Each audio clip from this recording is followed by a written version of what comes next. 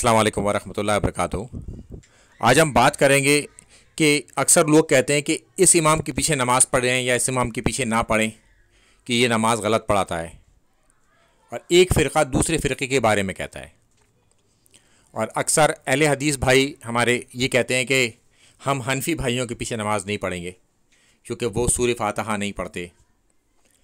अगर इमाम सूरह फातिहा पढ़ रहा है और हर आयत पर वक्फ़ा देता है तो उस वक्फ़े में आप उस आयत को पढ़ लें।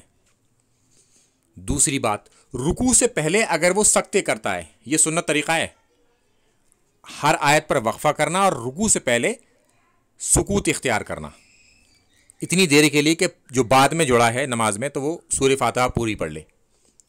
तो आप उस सकते में सूरह फातिहा पढ़ लें। और इमाम अगर ये दोनों ही काम नहीं करता तो फिर आप रुकू में चले जाएं। उसका वबाल उस इमाम के ऊपर होगा, ना कि आपके ऊपर, क्योंकि अल्लाह के रसूल सल्लल्लाहु अलैहि वसल्लम ने फरमाया कि इमाम लोगों को नमाज पढ़ाता है। अगर इमाम ठीक नमाज पढ़ाएगा तो उसका सवाब मिलेगा,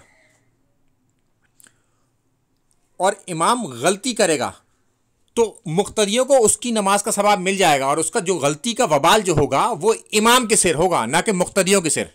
यानी कि हम तो नमाज पढ़ सकते हैं किसी के पीछे, अगर वो सही तरीके से नमाज पढ़ाएगा तो सवाब मिलेगा उसे नमाज पढ़ाने का और हमें नमाज पढ़ने का। और वो गलती करता है कोई, तो गलती का वबाल इमाम के ऊपर होगा, हमें हमारी नमाज का सवाब मिलेगा। तो इस बात को हमेशा ख्याल रखिए, और इमाम के पीछे, किसी भी इमाम के पीछे नमाज पढ़ ली, सब मुसलमान हैं, आपके ऊपर कोई बात नहीं आएगी। ये वाज़े तौर पर दलील है कि हम गलती करेंगे तो हमारी जिम्मेदारी होगी, इमाम गलती करेगा तो इमाम की जिम्मेदारी होगी, ना कि हमारी नमाज हो जाएगी, गलती का वबाल इमाम के सिर होगा। अस्सलाम वालेकुम वरहमतुल्लाहि वबरकातुहू।